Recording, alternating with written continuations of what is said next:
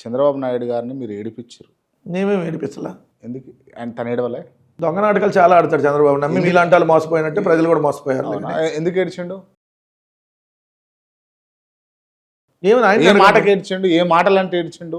ఏం అనలేదు. ఏమనలేదా? ఏమనలేదు.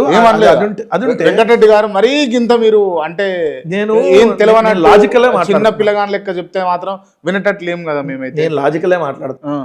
ఇప్పుడు అసెంబ్లీ వాళ్ళ దగ్గరే ఉంది కదా, స్పీకర్ వాళ్ళే కదా, వాళ్ళ దగ్గర అంతా రికార్డ్స్ ఉంటాయి కదా.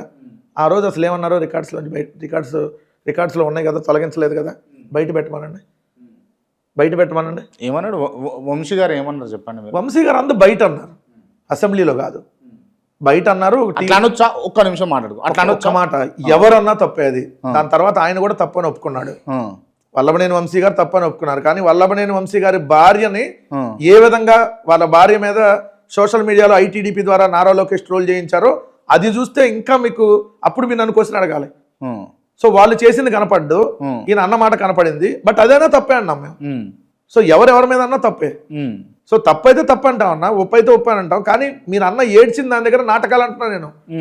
అసెంబ్లీలో ఏడ్చినట్టు నాటకాలు ఆడాడు. నాటకాలు ఆడి శపథం చేసినట్టుగా చేసి అక్కడి నుంచి రాణి కన్నీళ్ళు కూడా వచ్చినట్టుగా చూపించుకొని వెళ్ళాడు. సో అందుకని అంటాను అసెంబ్లీలో ఏమన్నారు, బయట అన్నారో నేనే అన్నా కదా. బయట వల్లభనేని వంశీ అన్న దాని మీద నేను చెప్పాను, దాన్ని తప్పని నేను అన్నాను. ఆయన చూడని అధికారం లేదు, చెయ్యని ఎంజాయ్మెంట్ లేదు, చెయ్యని ఘోరాలు లేవు, చెయ్యని నేరాలు లేవు. ఆయన ఎందుకు ఏడుస్తాడు? అంత ఏడ్చాల్సిన అవసరం ఏముంది? మీరు ఇక పాత చరిత్ర తెలియదేమో. చంద్రబాబు నాయుడు గారి చరిత్ర ఏడిపించటాలు, ఈయన ఏడ్చినట్టుగా నటించటాలు, ఈ చరిత్ర చాలా ఉన్నాయి. పిల్లనిచ్చిన మామ మీద వేసిన చెప్పుల దగ్గర నుంచి మొత్తం మనం తీస్తే కొత్త పురాణం ఉంటుంది తొవ్వితే.